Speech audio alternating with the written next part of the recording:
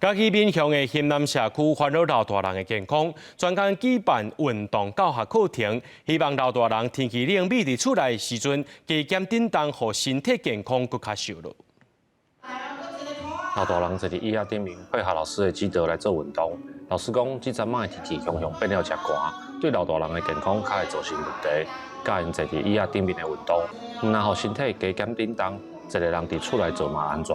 老人拢会使坐咧椅啊运动，其实这种运动伫厝里家己拢会使做伙伫厝家己运动安尼。最近安尼身体较寒咧，对咱的身体安尼较勇行嘛，较小起来咧，对身体拢较好。咱运动咧温暖迄落啊。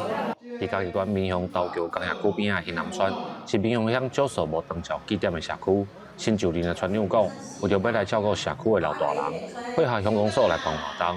希望鼓励老大人会当行出门，豆豆增加参与社区活动的意愿。更加活络就对啦。当然对这个长辈时代，大家拢相拄会到，相看会到，这当然是对咱新南村在地安尼真有帮助。咱别地嘛是拢有啊，别村头嘛是拢有啊，所以咱这嘛是办一个活动咧，而且大家有机会来聚在一起，嘛人较济较热闹。乡公所表示，老大人袂看你天气变化，所以透过课程来教老大人运动。